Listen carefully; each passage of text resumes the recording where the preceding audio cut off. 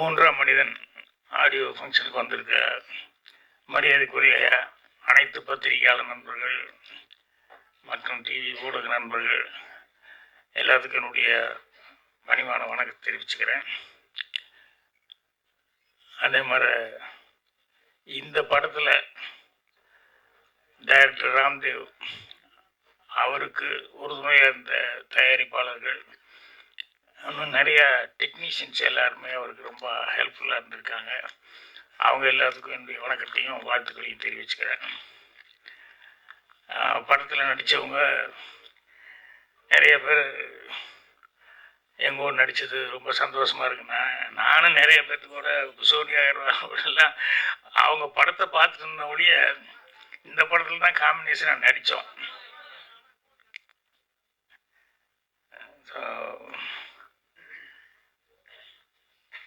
இன்னைக்கு காலையில் இன்னும் இங்கே வந்திருக்க எல்லாருக்குமே நண்பர்கள் எல்லாருமே இதுக்கு ஃபங்க்ஷனுக்கு வந்திருக்கவங்க ராம்தேவ் சம்மந்தப்பட்டவங்க எல்லாத்துக்கும் என்னுடைய வணக்கத்தையும் தெரிவிச்சுக்கிறேன்.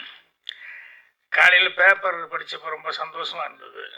என்னென்னா இந்த 2023 ஆண்டில் நல்ல பேர் வாங்கின டைரக்டர்ஸ் அப்படின்னு சொல்லி ஒரு பெரிய பட்டியல் போட்டிருந்தாங்க. கிடா டைரக்டர் வெங்கட், அப்புறம் நான் நடித்த டாடா அந்த படத்தினுடைய டைரக்டர் கணேஷ் பாபு, மந்திரமூர்த்தி அயோத்தி படம் பண்ணவர், அப்புறம் விநாயக் சந்திரசேகரன் குட் நைட் அந்த படம் பண்ணவர், விக்னேஷ் ராஜா போர் தொழில், ராம் சங்கையா தண்டட்டி அந்த வில்லேஜ் சப்ஜெக்டு, ராம்குமார் பாலகிருஷ்ணன் இப்போ பார்க்கிங்னு ஒரு படம், அப்புறம் அருள் சேயன் அவர் குயிக்கோ அந்த படம் பண்ணியிருக்காரு, அப்புறம் ஹரிகரன் ராம்னு சொல்லி ஜோன் ஒரு படம், இப்போ 1000 புட்காசுகள் ரிலீஸ் ஆகிருக்கு ரவி முருகையா. இவங்க எல்லாருமே இந்த வருஷத்தில் 2023 வருஷத்தில் நல்ல டைரக்டர்ஸ்ன்னு சொல்லி அறிமுகமானவங்க அப்படின்னு சொல்லும்போது தமிழ் இண்டஸ்ட்ரிக்கு ஒரு பெருமையான ஒரு சமாச்சாரம்.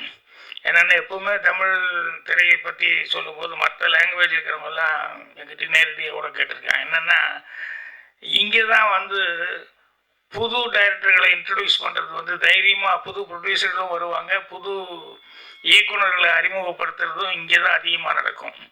அதே மாதிரி மற்ற எல்லாருமே ஆர்டிஸ்ட்டு இன்ட்ரடியூஸ் பண்ணுறது எல்லாமே மற்ற ஊர்லையெல்லாம் கொஞ்சம் யோசிப்பாங்க, வியாபாரம் அது இதுங்கிறதுனால கொஞ்சம் எதுக்கு எக்ஸ்பெரிமெண்ட் அப்படின்னு சொல்லிட்டு.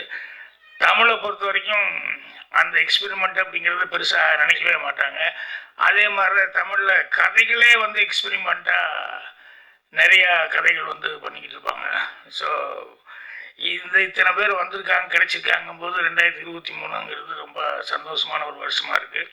இன்னும் அடுத்த வருஷத்தில் இதை விட சிறப்பாக இன்னும் நிறைய பேர் வரணும் அப்படின்னு சொல்லிட்டு. ஸோ இதில் என்னென்னா நான் விமர்சனம் படிப்பேன். விமர்சனம் படிச்சுட்டு படத்தை பற்றி முடிஞ்ச வரைக்கும் சில படங்கள்லாம் பார்த்துருவேன், சிலது பார்க்க முடியாமல் போயிடும். பத்திரிகைகள் அவருடைய விமர்சனங்கள் இந்த படங்களுக்கு எல்லாமே ரொம்ப ஜெனுவனான விமர்சனமாக இருந்தது. எல்லாருமே அவ்வளோ நல்லா அப்ரிஷியேட் பண்ணி இந்த படங்களை அவங்களுடைய கை கொடுத்து அவங்களுடைய ஆதரவு தெரிவித்து, ஆனால் சக்ஸஸ்க்கு அது ரொம்ப முக்கியம். பத்திரிகையாளர்கள் ஊடக நண்பர்கள் அவங்களுடையது. ஸோ இவங்க எல்லாருமே கரெக்டான முறையில் அது ராம்தேவ் அவரை பற்றி சொல்லணுன்னா நிறைய சொல்லணும். என்னென்னா அவர் எப்படி ப்ரொடியூசர்களை பிடிக்கிறாருன்னு எனக்கு ஒன்றும் புரியல. அது ஒரு திறமை வேணும். ஏன்னா நிறைய பேர் ஆக்சிடென்ட் கூட சில பேர் இருந்தாங்க. இவன் நல்லா வந்துடுவான் அப்படின்னு நினச்சிட்டு இருப்பேன். வாய்ப்பு வந்தால் தானே நல்லா வர்றதுக்கு. வாய்ப்பு வர்றதே ரொம்ப பெரிய பிரச்சனையாக இருந்தது. அவன் எங்கே போய் யாரை பிடிக்கிறதுன்னு தெரியாமல் டெய்லி போகிறோன்னு சொல்லிட்டு இருப்பான். ஆனால் ராம்தேவ் பாருங்கள், ஒரு ஆள் பிடிச்சா பரவாயில்ல, ஒரு 3-4 பேர் பிடிச்சிருப்பாருன்னு நினைக்கிறேன். அவங்ககிட்ட எல்லாம் எந்த அளவுக்கு நம்பகத்தன்மையாக அவர் நடந்துக்கிறது, பேச்சுவார்த்தைகள் இருந்தால் அதெல்லாம் அதுக்கு ரொம்ப அவரை பார்க்கும்போது அதுதான் முதல்ல ஒரு டெக்னீஷியனுங்கிற முறையில் எனக்கு இந்த படத்தில் நீங்கள் நடிச்சு கொடுக்கணும் அப்படின்னு சொல்லி கேட்டார். சரி, ஒரு டெக்னீஷியன் அவரே டைரக்ட் பண்ணுறவர் படமும் ப்ரொடியூஸ் பண்ணுறாரு அப்படின்னு சொல்லும்போது சரிங்க அப்படின்னா, அதுக்கப்புறம் தான் தெரிஞ்சது ஒரு வேஷம் போட்டு டக்குன்னு வந்து நின்னார். என்னது புதுசாக இருக்கு என்ன? இல்லை சார் அப்படின்னாரு. அப்புறம் பார்த்தா ரொம்ப முக்கியமான ஒரு ரோல் எடுத்துக்கிட்டார் அவர். அப்புறம் அவர் ஒன்று எழுதிட்டாருன்னா அதுலேயே நிற்பார்.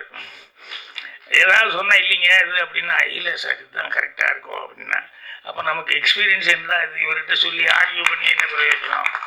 அப்புறம் கொஞ்சம் நேரம் கழிச்சு இல்லை இல்லை அது கரெக்டு தான் சார் அப்படின்னு கொஞ்சம் லேட்டாக வருவார். இல்லைன்னா டப்பிங்கில் வந்து சொல்லுவார். அந்த மாதிரி ஆனால் அவர் கான்செப்ட் ஒன்று அவர் பிடிச்சிருக்காரு. அது ஒரு டிஃப்ரெண்ட்டாக இருந்தது அந்த கான்செப்ட் அவருக்கு பிடிச்சது. பிக்சர் ஓப்பனிங்லேயே நான் தான் பிக்சர் ஓப்பனிங்கே மேலே ஓப்பன் ஆகும். நான் டிவி பார்த்துருக்க மாதிரி இந்த பிரணா இவங்க அந்த டிவியில் வருவாங்க அவங்க குழந்தையோட. ஸோ எண்டு அதே மாதிரி வந்து அந்த படத்தினுடைய எண்ட்லேயும் வந்து அவங்க மேலே என் மேலேயும் அவங்க மேலேயும் ஃபினிஷ் பண்ணியிருப்பாங்க. என்னன்னா கிரைமாக இருந்தால் கூட அதில் வந்து எப்படி கிரைமை எப்படி கண்டுபிடிக்கிறாங்க அப்படிங்கிறதெல்லாம் வந்து அது நிறைய விஷயங்கள் அப்படி போய் சுற்றி அப்படி வந்துக்கிட்டே இருக்கும். ஆனால் கடைசியில் அது என்ன அப்படின்னா அந்த ஒரு சென்டிமெண்ட் வச்சுருந்தார். என்னன்னா ஒரு இன்னசென்ட்டாக இருக்கிற பசங்க யங்ஸ்டர் அவங்க வந்து ஒரு தப்பு செய்யாத அவங்க மேலே தப்பு இல்லை, ஆனால் சூழ்நிலை அப்படி ஆகிப்போச்சுன்னு சொல்லிட்டு அவங்க இவங்களுக்காக தியாகம் பண்ண வருவாங்க.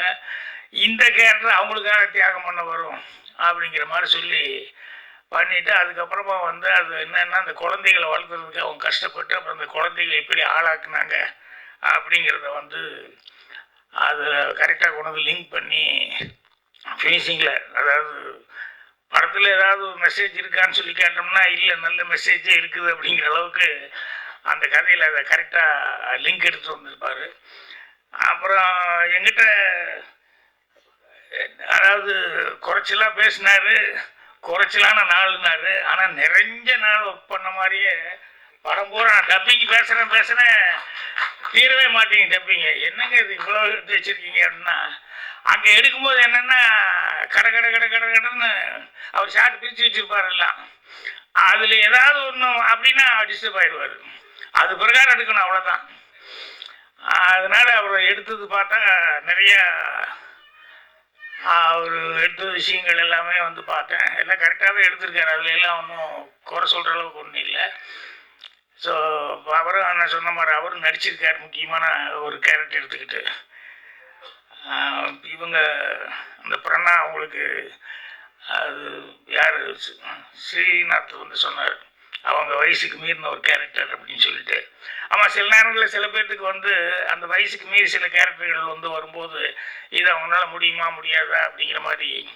ஆனால் அதெல்லாம் அவங்களுக்கு ஒரு அனுபவமாக வந்துடும். ஸ்ரீதேவி நடிக்கும்போது பாலச்சந்தர் சார் படம் 3 முடிச்சாது அந்த படத்தில் நடிக்கும்போது அவங்க ஏஜுக்கு ரொம்ப சம்மந்தம் இல்லாத ஒரு கேரக்டராக அவங்க பண்ண வேண்டி வந்தது. அந்த மாதிரி நிறையா அந்த ஏஜை தாண்டி இருக்கக்கூடிய கேரக்டர்ஸ் செய்யும்போது அந்த எக்ஸ்பீரியன்ஸ் வந்து அவங்களுக்கு பின்னால் வந்து ரொம்ப ஹெல்ப்பாக இருக்கும். இதில் அவங்க நல்லா சிறப்பான முறையில் அவங்க செஞ்சுருந்தாங்க.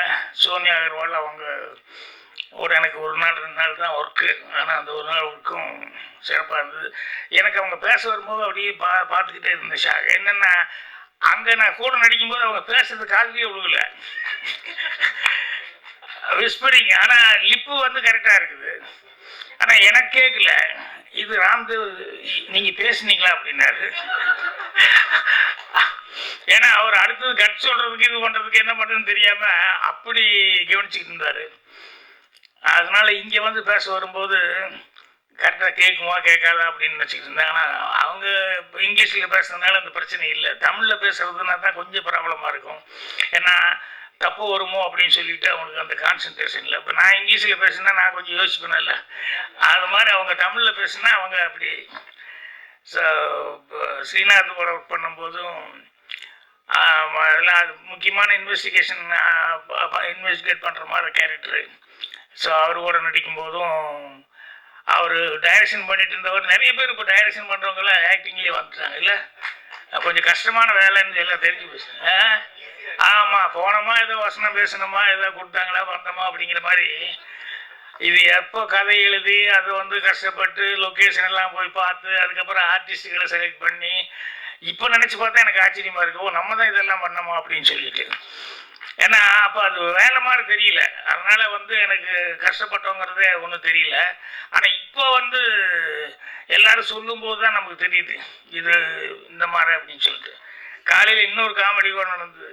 நம்ம பாபா செல்லதுரை இருக்காரு, கதை சொல்லி எல்லாம் டிவியில் பார்த்துட்டு இருப்பீங்க. அவர் ஃபோனில் பேசிகிட்டு இருந்தார். நேற்று யாரோ ஒரு நண்பர் வந்தார். வந்தப்போ அவரை பற்றி பேசும்போது அப்போ நான் சொல்லிக்கிட்டு இருந்த ரொம்ப நல்லா கதை சொல்கிறாரு அவர். அது என்னன்னா அதில் சிறப்பம்சம் என்னென்னா எல்லாரும் எல்லா கதையும் படிக்கிறதுக்கான வாய்ப்புகள் ரொம்ப கஷ்டம். எல்லாரும் எல்லா புக்கும் வாங்கி எல்லா கதையும் படிச்சிட முடியாது. ஆனால் நல்ல ரைட்டர்ஸு எழுதின நல்ல கதைகள் இருக்கு பாருங்கள், அந்த மாதிரி கதைகளாக செலக்ட் பண்ணி பாபா செல்லதுரை வந்து அது ரெகுலராக வந்து அவர் சொல்லிட்டு இருக்காரு. ஒரு 1/2 hour 45 minutes அவர் நேரேட் பண்ணும்போது நமக்கு உண்மையிலேயே அது மெயின் கதை என்ன அப்படிங்கிறத வந்து கொஞ்சம் கூட இப்படி இப்படி இல்லாமல் அது நல்லா